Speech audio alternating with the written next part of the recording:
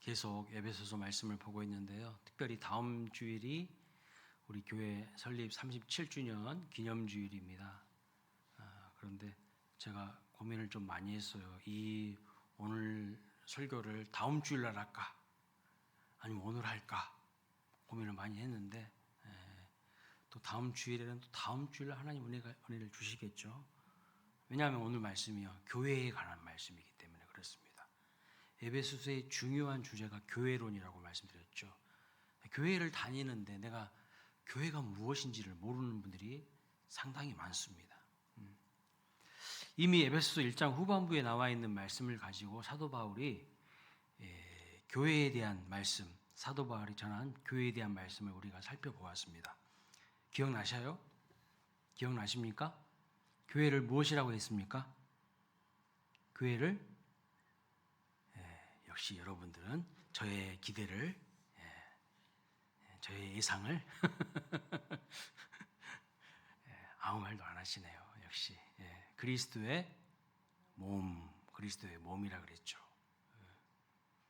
여러분 성경에 나와 있는 말씀이에요. 제가 지어낸 말이 아니라 이미 살펴본 말씀입니다. 그리스도 몸이라고 했어요. 예수 그리스도를 뭐라 했어요? 그리스도의 교회의 머리 그랬습니다. 예수 그리스도를 교회의 머리로 삼으셨고 교회는 그리스도의 몸이다 이렇게 말씀하셨어요. 오늘 또 교회에 관한 말씀입니다. 자, 에베소 2장에서는요 교회를 건물의 비유를 하고 있습니다. 건축물의 비유를 하고 있어요. 이미 교회에 대해서 설명을 했습니다. 몸이라고. 교회는 그리스도의 몸이라고 설명을 했는데 또다시 사도 바울은 다른 비유를 들어서 교회가 무엇인지를 또 설명하고 있어요. 그만큼 교회는 너무나도 중요하다는 거예요. 예수님 참 여러 가지를 비유를 들어서 예수님도 진리를 설명하셨잖아요. 여러분 복음서에 나와 있는 예수님 말씀을 보십시오. 예수님 말씀의 거의 많은 부분이요 비유예요, 비유. 근데 그 당시 사람들이 실생활 가운데 다 경험하고 있는 그런 소재들을 사용하여서 진리를 아주 쉽고 분명하게 전달하고 있는 것을 볼 수가 있습니다. 근데 사도 바울도 비슷해요. 몸으로 비유한 다음에 또 건축물로 이렇게 비유를 하고 있는 것을 볼 수가 있어요. 자, 이 본문에서 보면은요, 건축물로 비유하면서 성전 이 설계의 세 가지 핵심을 이렇게 말합니다. 첫째는 흔들리지 않는 토. 여러분 건축할 때 뭐가 제일 중요해요? 터가 제일 중요해요. 예? 그 바탕이 제일 중요하다는 거예요. 터. 두 번째, 모든 것의 기준이 되는 모퉁이 돌. 세 번째, 서로 모든 것들이 연결돼야 돼요. 몸도 마찬가지죠.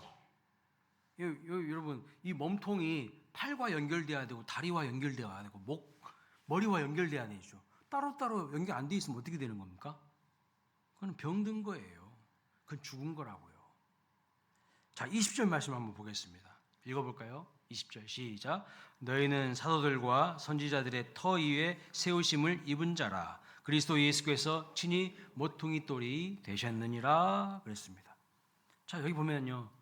여기 너희는 누구를 가리킬까요? 너희는 그랬어요. 성도를 말하고요. 교회를 말하는 거예요. 여기 너희는. 1차적으로 예배서 교회를 말하는 것이고 더 나아가서 본질적으로 모든 교회를 의미하는 겁니다. 모든 성도를 의미하는 거예요. 여러분 한 사람 한 사람이 교회라는 거예요. 믿으십니까? 여러분이 교회예요. 여러분이. 우리가 교회를 이야기할 때 반드시 기억해야 할 것이 뭐냐면 내가 교회라는 사실, 여러분이 교회라는 사실. 하나님은 교회로 여러분을 부르신 거예요. 여러분이 교회 되기를 원하시는 거예요. 교회는 건물이 아닙니다. 오늘 본문에 건축물로 비유를 하고 있지만 비유지 건물이 아니에요. 사람이에요. 사람. 교회는 사람입니다. 수많은 사람들 중에서도 그러면 누가 교회인가? 예수의 사람이 교회예요. 예수 그리스도를 나의 구주, 나의 하나님으로 영접한 사람이 교회입니다. 자, 교회는 무엇인가? 첫째, 교회된 너희는 사도들과 선지자들의 터 위에서 세우심을 입은 자, 입은 존재라고 말씀하고 있습니다. 그렇다면 사도들과 선지자들의 터는 뭘까요, 여러분? 이거 너무 중요한 거예요. 이거 너무 중요한 거예요. 사도들과 선지자들의 터 위에 교회가 세워져야 된다는 거예요. 여러분이 사도들과 선지자들의 터 위에 세워져야 된다고 하나님이 말씀하고 있어요. 뭘까요, 이게 도대체? 교회의 가장 기초요, 근본이요, 바탕이 되는 터가 뭐냐는 거예요, 터. 이것 위에 교회가 세워져야 되는데 이것 위에 세워지지 않는 교회가 너무 많아요. 이것 위에 세워지지 않는 성도가 너무 많아요. 성도라고 할 수가 없어요. 그래서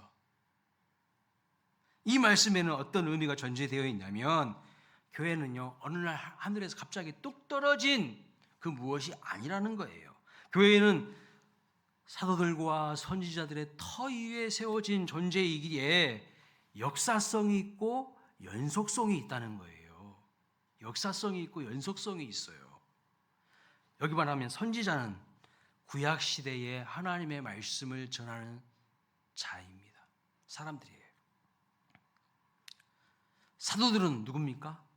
예수님 당시 신약 시대에 예수님의 말씀을 전하던 자이죠. 예수님과 함께하던 12제자를 의미하고 여기다가 더해서 사도 바울까지를 포함한 사람들을 사도라고 합니다. 아무나 사도가 아니에요. 아무나 사도가 아니라고. 그래서 신약 시대에 예수님의 말씀을 전한 사람을 사도라고 합니다. 그러니까 사도들과 선지자들의 터라는 것은 뭐죠? 여러분, 신구약 성경 하나님의 말씀을 가리키는 거예요. 신구약 성경 사도들도 선지자들도 결국 그들이 많은 사람들에게 가르치는 것이 뭐였어요? 하나님의 말씀을 가르친 거예요.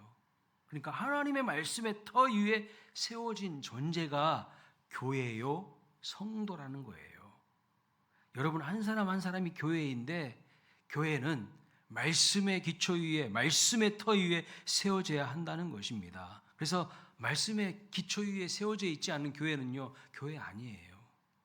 교회 아니라고요. 아무리 저 건물 위에 예배당 꼭대기에 십자가 세워놓고 어떤 교회는 교회 본당 앞에다 십자가 십자가 세우는 교회도 있을지라도 우리 스스로가요, 우리 한 사람 한 사람이 말씀의 기초 위에 세워져 있지 않으면 그 교회 아니에요. 교회 아닌 교회들 많습니다. 겉모습만 교회일 뿐 실상 교회가 아니에요. 오늘날 수많은 교회가 있지만요, 어떤 교회는요, 하나님의 말씀을 전하고 나누지 않고 세상의 이념과 풍조를 따라가요. 교회의 정체성과 본질을 상실해 버린 거죠. 여러분 한 분 한 분이 교회인데 말씀의 위에 제대로 세워져 있는가를 돌아보시기 바랍니다. 내가 정말 하나님의 말씀의 기초 위에 내 인생을 세우고 있는가를 생각해 보시기 바랍니다. 그렇지 않으면 모래 위에 세워진 집이라는 거예요. 비바람 불고 창수가 일어나면 다 무너진다는 겁니다. 세상의 이념과 풍조를 믿고 따라가고 있지는 않은지 점검해 보셔야 돼요. 자, 사탄이 교회를 공격하면서 가장 여러분 먼저 무너뜨리려고 하는 것이 무엇인 줄 아세요? 사탄이 여러분들을 무너뜨리려고 하면서 가장 먼저 공격하는 게 뭔지 아십니까? 모르죠. 교회의 생명력은요, 말씀에서부터 나옵니다. 말씀에서부터. 따라서 사탄이 교회를 무너뜨리려고 공격하면서 가장 먼저 무엇을 하는가? 하나님의 말씀의 권위를 무너뜨리는 거예요. 말씀의 권위를. 예수님도요, 사탄의 시험을 이기는 비결이 무엇이라고 했습니까? 광야에서 40일 동안 금식 기도하신 다음에 마귀가 예수님을 시험했어요. 근데 그 모든 시험에 예수님께서 어떻게 이기셨나요? 말씀으로 이겼어요. 말씀으로. 사람이 떡으로만 살 것이 아니요, 마태복음 4장 4절에 하나님의 입에서 나오는 말씀으로 살 것이라고 했어요. 근데 말씀이 없으니까요, 다 죽게 생겼어요. 말씀으로 살 것이라 했잖아요. 말씀을 항상 가까이 하시기 바랍니다. 말씀을 매일 읽으시고 묵상하시고 때로는 필사하세요. 올 1년 다 지나가는데 여러분 말씀 얼마나 읽으셨어요? 그것이 여러분이 건강한 믿음으로 승리하는 삶을 살아가는 비결이에요. 주와 동행하는 비결이에요. 그런데 많은 사람들이요, 하나님의 말씀을 어떻게 대하냐? 취사 선택이에요. 무슨 말인가? 듣기 좋은 말은 듣고 듣기 싫은 말은요, 책망하시거나 듣기 싫은 말씀을 하시면 안 들어요. 안 들어. 이게 문제라는 거예요. 하나님의 말씀을 편식하는 겁니다. 결국엔 어떻게 되는가? 신앙이 병들고요, 시들시들해져 가요. 능력 있는 삶을 못 살아요. 말씀이 내 안에 없는데 어떻게 삽니까? 그래서 초대 교회를 보더라도 초대 교회를 무너뜨리려고 했던 두 개의 큰 대표적인 이단이 있어요. 하나는 영지주의고요, 하나는 말시온주의예요. 말시온주의. 여러분 말시온주의에서 들어보셨어요? 말시온주의, 제가 성경 구약반 이런 거 할 때 말씀드린 적이 있는데 아마 기억 못 하실 거예요. 이 말시온주의가 뭐냐? 하나님의 말씀을 취사 선택한 사람들이에요.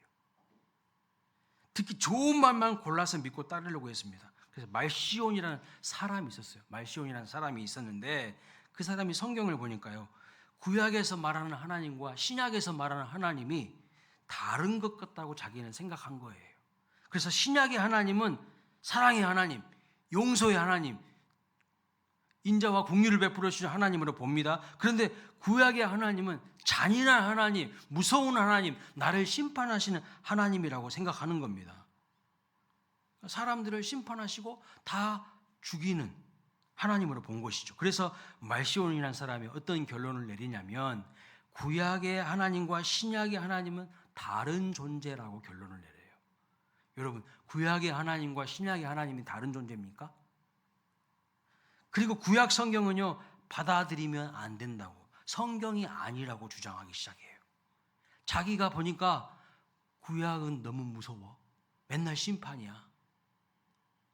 그러니까요, 듣기 싫은 소리만 계속 맨날 뭐 해라 강요하고, 그러니까 그런 말은 듣기 싫은 거예요. 그래서 성경이 아니라고까지 이야기를 해버린 거예요. 신약 성경에서도 하나님의 공의와 심판을 말씀하시는 내용은요, 다 잘라버리고 다 버려버렸어요, 이 사람은. 그러니까 자기 마음대로 듣기 좋은 말씀만 받아들이고 쓴소리하는 말씀은요, 성경으로 받지 않았어요. 하나님 말씀으로 받지 않았다고요. 그런데 오늘날도 이렇게 생각하고 주장하는 사람들이 상당히 많다는 거 아십니까? 구약의 하나님은 공의의 하나님이시고 신약의 하나님은 사랑의 하나님이시다는 겁니다. 여러분, 이 말이 맞습니까? 틀립니까? 예? 김혜원 자매님 찬양인도 잘하는데 맞습니까? 틀립니까? 잘 모르겠어요? 우리 제자반까지 했는데 잘 모르겠다고 하니까 그 책임을 내가 져야 되나? 여러분, 구약의 하나님도 공의와 사랑의 하나님이시고 신약의 하나님도 공의와 사랑의 하나님이십니다. 구약의 하나님 따로, 신약의 하나님 따로인 게 아니에요. 하나님은 동일하신 분이십니다. 구약의 하나님을 심판만 하시는 하나님으로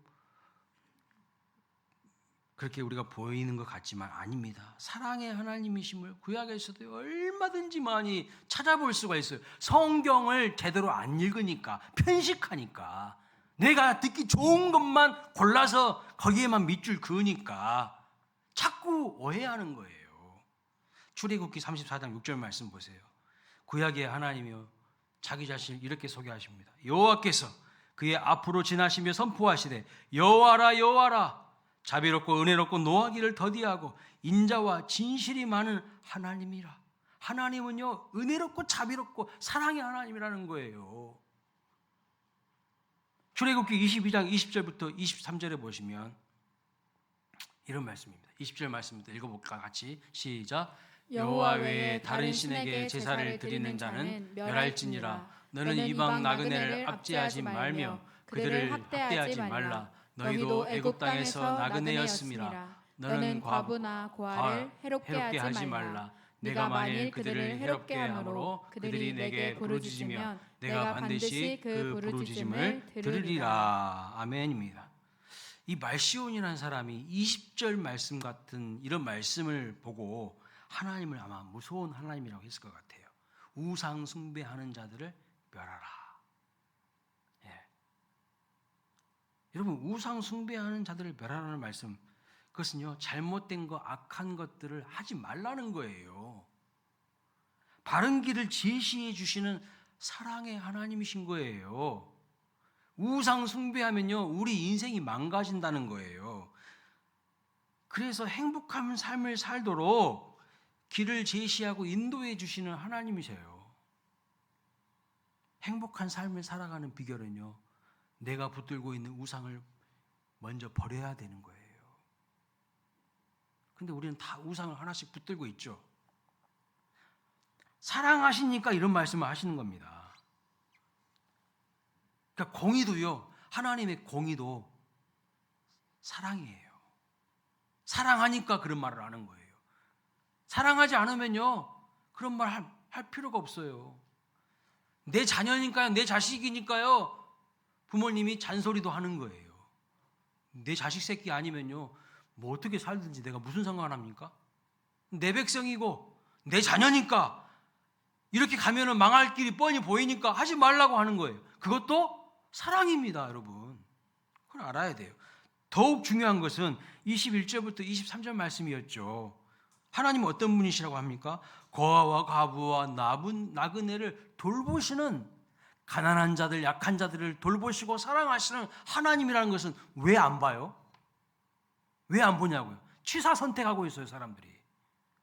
심지어 욥기 38장 41절에 보면 이렇게까지 말씀하시거든요. 읽어볼까요? 시작. 까마귀 새끼가 하나님을 향하여 부르짖으며 먹을 것이 없어서 허우적거릴 때에 그것을 위하여 먹이를 마련하는 이가 누구냐? 우리 하나님이 누구도 신경 쓰신다는 거예요. 아, 까마귀 새끼까지도 하나님이 신경 쓰신다는 거예요. 세상에 까마귀 새끼가 배고프다고 소리를 내면요, 우리 하나님이 벌레를 딱 준비해 주신다는 거예요. 잔인한 하나님입니까? 그런 속담이 있죠. 일찍 일어난 새가 뭘 잡는다? 벌레를 잡는다. 여러분들은 속담도 모르시군요. 근데 요즘 새로운 패러다이가 생겼어요. 아세요? 일찍 일어난 벌레는 잡아먹힌다. 여러분 벌레 아니잖아요. 그죠? 여러분 스스로 벌레처럼 생각하지 마시고 거룩한 하나님의 형상인 사람입니다. 자, 우리 하나님은요, 사람도 사랑하시지만 동물도 사랑하신다는 거예요. 동물도, 미물도 사랑하신다는 거예요. 공중 나는 새도 입히시고 먹이시거늘 하물며 너희일까 보냐 그랬어요. 염려하지 말라고 했어요. 그런데 우리를 얼마나 사랑하시는지 염려하지 말라고 했는데요, 우리는요, 마치 아버지, 부모님 없는 고아처럼 살 때가 많아요. 그리고 내가 다 염려해. 내가 내 인생 책임지려고 하고. 하나님은 못 믿는 거죠. 믿음의 반대가요, 염려예요. 두려움이에요. 그런데 이렇게 말씀을 해줘도 구약의 하나님보다 신약의 하나님이 더 사랑의 하나님이신 것 같습니다 라고 이야기하는 분들이 한둘이 아니에요. 그렇지 않습니다. 하나님은 어제나 오늘이나 영원토록 변함없고 동일하신 분이라고 성경은 말씀하고 있어요. 구약의 하나님 따로 신약의 하나님 따로가 아니에요. 어떤 분은 이렇게 갑니다. 신약의 하나님이 구약의 하나님보다 더 사랑의 하나님이신 이유가 내 이웃을 내 몸과 같이 사랑하라고 했다는 말씀이 있다는 거예요. 신약에 그 말씀 있죠? 있습니까? 없습니까? 뭐 있거나 없거나 저랑 상관없습니까? 네. 근데 여러분, 이미 구약 성경에 그 말씀이 있어요. 구약에 없는 게 아니에요. 예수님이 그 말씀을 구약 성경을 보고 인용하신 거예요. 레위기 19장 18절 말씀 보세요.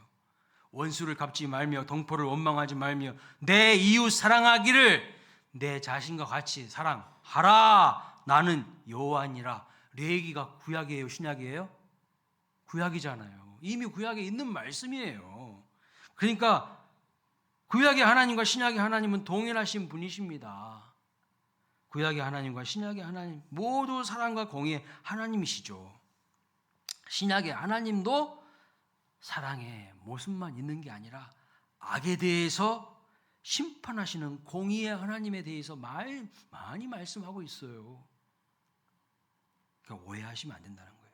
그런데 말시온을 따르던 이 말시온주의자들은요, 하나님을 오해하고 교회의 터인 하나님의 말씀인 구약 성경을 허물어버린 거예요. 자기 마음대로 허물어버렸어요. 그래서 초대교회의 대표적인 이단 중에 하나가 말시온이에요. 말시온주의자들, 영지주의와 더불어서 성경이 아니다고 구약은 그렇게 가르쳤습니다. 하나님의 말씀을 자기들 입에 달면 삼키고 쓰면 버려버리는 거, 말씀을 취사선택하지 마시고 말씀을 겸손하게 받아야 될 줄로 믿습니다. 겸손하게 받으세요. 그것이 여러분이 승리하는 비결이에요. 오늘 또 자유주의 신학을 하는 자들이 주장하는 것이 뭐냐면요, 교회의 근본이요 신앙의 토대가 되는 성경의 권위를요 무너뜨려버려요. 이 자유주의 신학하는 사람들은 18세기 이후에 성경 비평학이라는 것을 가지고 성경을요 갈기갈기 막 찢어버리기 시작했어요. 성경을 난도질해요. 자기의 이성의 잣대로 성경을 막 난도질해버려요. 인간의 이성과 경험으로 하나님의 말씀을 함부로 판단하고 무시해버려요. 이런 사람들이 무슨 회개가 있겠어요? 무슨 변화가 있겠어요? 하나님의 말씀을 무시하는데 무슨 회개를 할 거냐고요. 무슨 변화가 있겠냐고요. 없어요. 무슨 하나님의 뜻에 순종하겠습니까? 이런 사람들이. 그래서 자유주의 신학이 범람한 저 유럽은요 교회가 다 무너진 거예요. 관광지로 전락하게 되었어요. 그들의 주장이 뭐냐면 성경의 어떤 부분은 P 문서이고 어떤 부분은 Y 문서이고 이런 식으로 전부 인간들이 여러 가지 문서를 짜집기 한 거다. 편집한 책이라는 거예요. 이렇게 되면 성경은 하나님의 말씀이 아니죠. 믿어지겠습니까? 하나님의 말씀이 아닌데 믿어지겠냐는 거예요. 안 믿어지죠. 교회가 하나님의 말씀을 거부하고 인본주의적인 인간의 생각과 경험들만 판치면 교회가 이미 아닌 거예요. 벽날 첫날 교회 이름 간판에다가 무슨 교회라고 적어놨자 봤자 교회 아닌 거예요. 성도 아닌 겁니다. 구원받지 못해요. 하나님 말씀을 따라가지 않는데. 다음 주일이 우리 교회 설립 37주년 기념주일입니다. 한번 생각해 보세요. 우리 교회의 터가 뭡니까? 신구약 성경 정확무오한 하나님의 말씀 맞습니까?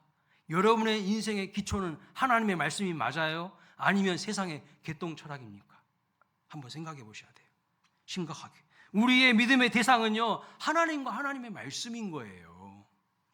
두 번째, 교회는 그리스도 예수께서 모퉁이 돌이 되시는 곳입니다. 모퉁이 돌은요 건물을 세울 때 전체 구조의 이 위치와 방향과 각도를 결정하는 기준이에요. 기준.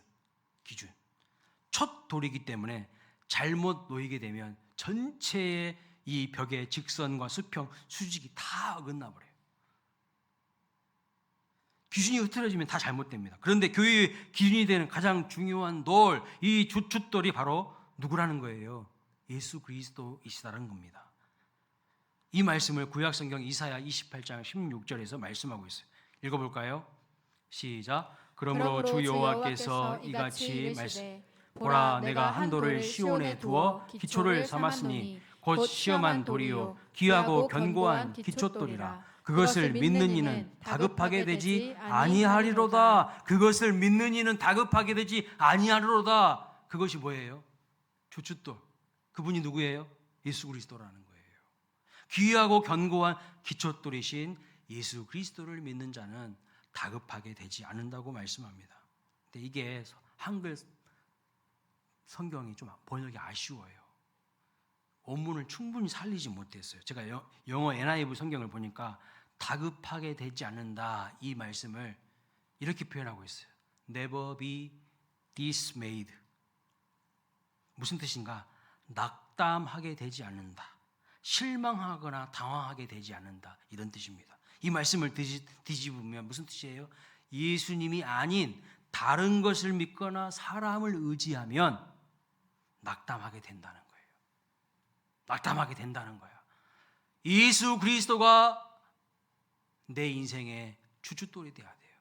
모퉁이돌이 돼야 돼요. 우리 교회의 모퉁이돌이 되셔야 됩니다. 그렇지 않은 인생은 반드시 낙담하고 당황하게 되고 실망하게 된다는 거예요. 그 인생. 교회가 누구라고 했습니까? 여러분 한 사람 한 사람이 교회입니다.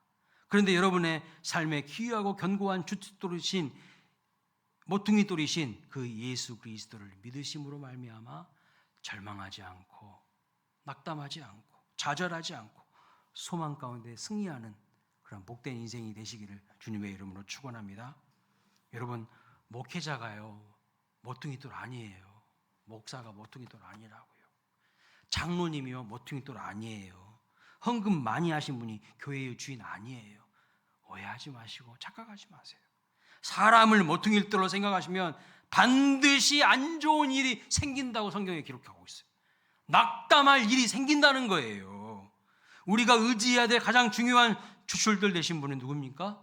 예수 그리스도이십니다. 그 외에 우리는 다 그냥 기둥이에요. 기둥. 우리의 기둥 역할을, 우리는 기둥 역할을 감당하는 겁니다. 다 다양한 위치와 역할이 있어요.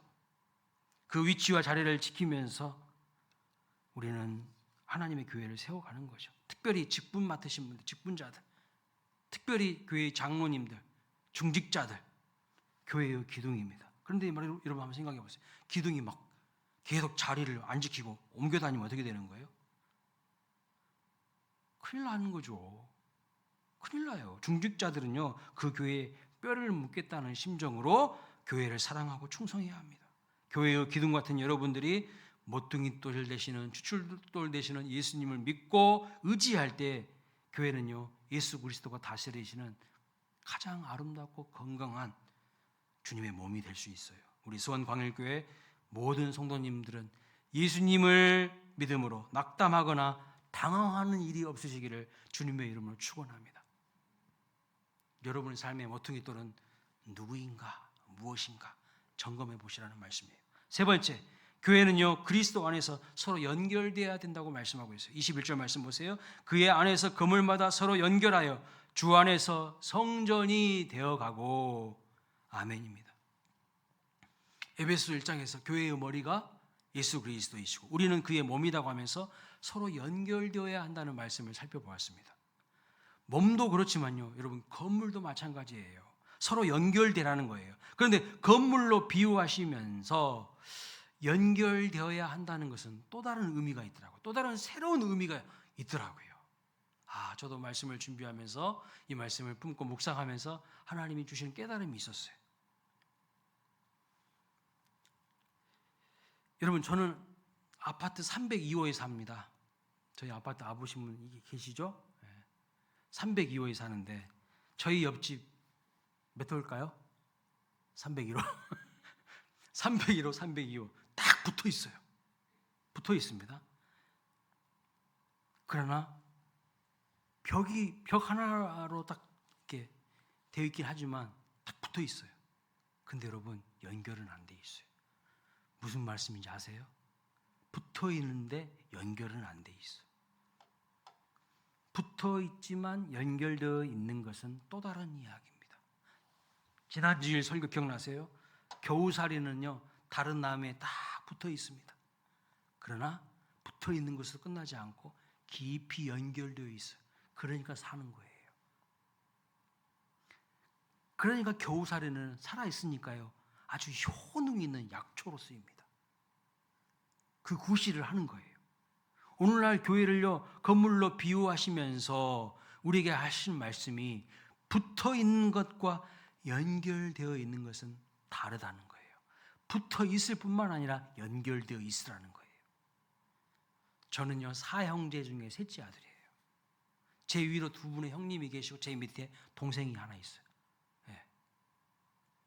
그런데 1년의 명절 때 그리고 추도 예배 때 만나고 몇 번 만나지 못해요. 이제 다들 결혼하고 각자 가정이고 하다 보니까 또 다 사는 지역이 다르다 보니까 몇 번 만나지 못합니다. 그러나 여러분 평생 한 피로 연결되어 있어요. 평생 한 피로 연결되어 있다고. 한 부모님 아래 서로 연결되어 있어요. 여러분 우리가 교회 생활 하다 보면요, 옆에 앉아 계신 분들과 가까이 붙어 있을 수는 있어요. 근데 연결 안 될 수 있어요. 연결 안 될 수 있어요. 성도와 성도가 연결되는 것과 성도와 목회자가 연결되는 것은요, 별개의 문제입니다. 제가 부목사 때 교회에서 주신 사택에 살았거든요. 사택에서 산 적이 있는데 저희 집 사택과 바로 옆집이요, 정말 이렇게도 딱 붙어 있을 수도 있구나. 저는 그런 집을 처음 봤어요. 딱 붙어 있어요. 진짜 벽과 벽 사이에 조그만한 공간도 없어요. 그냥 벽 하나로 이쪽은 우리 집, 저쪽은 저쪽 집이야. 와, 그런 신기한 집도 있더라고요. 하나의 벽으로 이 집과 저 집이 구분되는 겁니다. 그런데 우리 집에서는 목사가 살고 저쪽 집에서는 무당이 살았어요. 우리 집에서는 목사가 살고 저쪽 집에는 무당 점치는 사람이 살았어. 그리고 저희 집 또 반대편에는 뭐가 있었냐? 모텔이 있었어요. 좌우로 모텔과 점집, 점집, 무당집이 이렇게 있는 거야. 이야, 진짜 교회 참 대단한 데다가 사택을 잡아주시더라고요. 참 영적 전쟁에서 네가 다 제압해라, 그런 뜻인가 봐.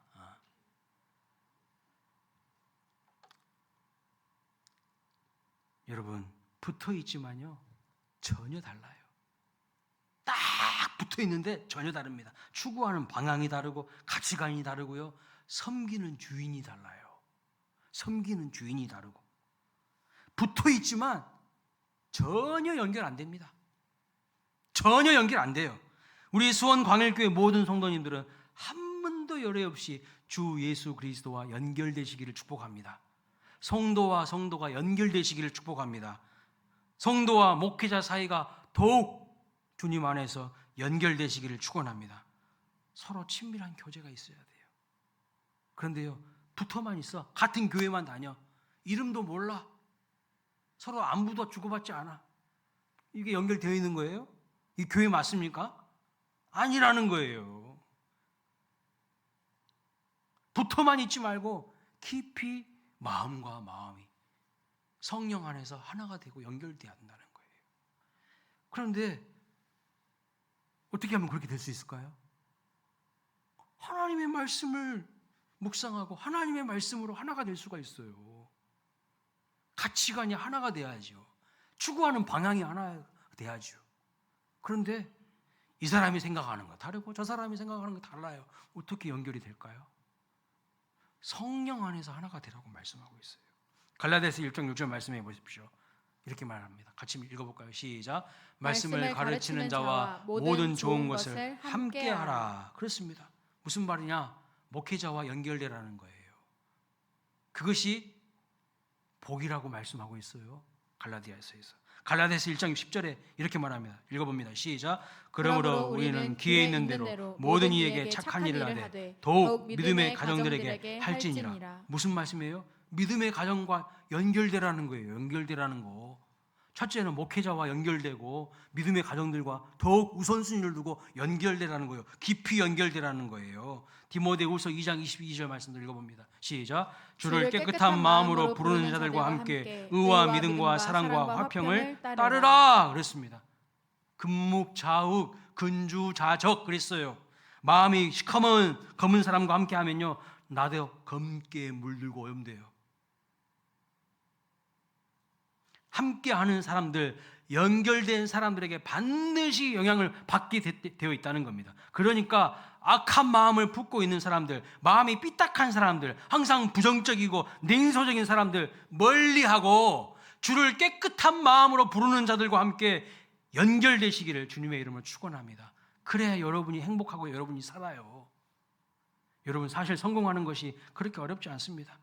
누구랑 함께 하느냐에 따라서 결절될 가능성이 높아요. 친구 따라 강남 간다는 말이 있는 것처럼 좋은 사람들과 함께 하면요, 내가 행복하고 성공해져요. 공부 잘하는 친구들 사귀면요, 공부하는 그룹에 함께 하면요, 나도 어느새 공부를요 하게 돼요. 공부 잘하게 됩니다. 맨날 노는 얘들하고 같이 해보세요. 공부 못하게 돼요. 너무 쉬워요. 돈 잘 버는 사람들과 사귀면요, 나도 어느새 돈 버는 비결을 발견하게 돼요. 알게 돼요. 누구랑 함께 하느냐가 중요하다는 거예요. 그런데 여러분, 전지전능하신 하나님과 가까워지면, 연결되면 그 인생 어떻게 될까요? 엄청난 하나님 복을 주시죠. 그러니까 여러분은 묻지도 따지지도 말고, 얼마 전에 이순재 선생님 돌아가셨는데 그냥 하나님 품으로 돌진하세요. 하나님 확실히 붙들어야 돼. 이게 사는 비결이라는 거예요. 계산하지 마세요. 하나님 앞에서 그냥 하나님, 내 인생을 다스려 달라고, 내 인생을 하나님께서 지배해 달라고 간구하세요. 시편 1편에 복 있는 사람이 누구냐고 말씀합니까? 악인의 꾀를 따르지 않으며 죄인들의 길에 서지 아니하며 오만한 자들의 자리에 앉지 아니하고. 2절, 오직 여호와의 율법을 주야로 묵상하는 자로다. 이 사람이 뭐라고요? 복 있는 사람이라고 있어요. 근데 복 있는 사람은 첫 번째가 악인의 꾀를 따르지 않는 겁니다. 이게 복 받는 비결이에요. 악인의 꾀가 뭘까요, 여러분? 엉뚱한 생각이 많다는 거예요. 다른 생각이 많다는 겁니다. 하나님의 말씀에 순종하게 하면 되는데 꾀를 부려서 어떻게든 말씀대로 안 하려고 하는 거예요. 자꾸 정도를 벗어나려고 하는 거예요. 이게 꾀예요, 꾀. 자기 마음대로 하려고 하는 생각과 가치관과 사고방식, 삶의 방향을 말하는 것입니다. 그러니까 꾀라는 것은요, 그저 내 생각, 내 유익, 내 감정, 내 상황만 앞세우는 거예요. 그래서 꾀가 많은 사람은요, 자기중심적이고요, 하나님 말씀 없이 판단하는 거예요. 그러나 지혜는 뭘까요? 하나님의 말씀을 기준 삼아서 그것을 기준으로 옳고 그름을 분별하는 능력입니다. 그래서 지혜의 출발점이 뭐라고 했어요? 하나님을 경외하는 거라고 했어요. 하나님을 경외하는 것이 지혜의 근본이오늘 미련한 자는 지혜와 훈계를 멸시하느니라. 하나님 말씀 멸시하는 사람이라는 거예요. 미련한 자들이. 꾀가 많은 사람들이에요. 하나님과 연결됨이 없는 생각은요, 지혜가 아니라 그냥 꾀예요. 악인의 꾀. 허망한 결과를 가져오는 겁니다. 여러분 삶에 은혜가 가득하고 하나님이 주시는 큰 복을 받으시기를 정말 원하십니까? 이거 잘하시면 돼요. 하나님 말씀 따라가시면 돼요. 자꾸 정도를 벗어나려고 하지 마세요. 깨부리려고 하지 마세요. 그리고 여러분, 하나님과 연결되셔야 돼요. 연결짓기와 구별짓기를 잘하셔야 돼요. 하나님의 말씀을 가르치는 목회자와 연결되세요. 주를 깨끗한 마음으로 부르는 자들과 연결되세요. 믿음의 가정들과 연결되세요. 세상과는 구별하시기 바랍니다. 구별되시기 바랍니다. 이것을 잘하면 건강하고 행복한 삶을 살아갈 수가 있습니다. 우리 교회가 서로 붙어만 있는 교회가 아니라 서로 깊이 주님 안에서 연결되는 교회가 되시기를 주님의 이름으로 축원합니다. 서로 연결되려면요, 우리 개인이 가지고 있는 모난 부분들이 있어요. 그것들이 깎이고요, 다듬어져야 연결이 됩니다. 깎이고 다듬어져야 연결이 된다고요. 훈련이 돼야 된다는 겁니다. 그냥 가만히 있으면 다듬어지는 게 아니에요. 말씀과 기도로 훈련되어져서 주님 안에서 연결되고 지체들과 연결되시기를 바랍니다. 그래서 결국은요, 우리가 어떠한 존재가 되기를 하나님이 원하실까요? 어떠한 존재가 되기를? 22절 말씀 읽고 마치겠습니다. 읽어보겠습니다. 시작. 너희도 성령 안에서 하나님의 거하실 초소가 되기 위하여 그리스도 안에서 함께 지어져 가느니라. 그렇습니다. 하나님이 우리가 이런 거룩한 성전, 거룩한 교회 되기를 원하시는 거예요. 깎이고 다듬어져야 됩니다. 말씀과 기도로 나의 모난 부분들을 깨트려야 돼요.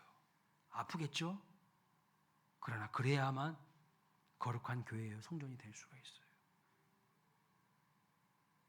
오늘 말씀을 기억하면서 우리 교회 설립 37주년을 앞두고 우리 교회는 어떤 교회가 돼야 되는가, 나는 어떤 성도가 교회가 돼야 되는가, 이걸 한 주간 깊이 묵상하시면서 말씀을 기초 삼아 승리하는 삶을 살아가시기를 축복합니다. 다 함께 자리에서 일어나시겠습니다.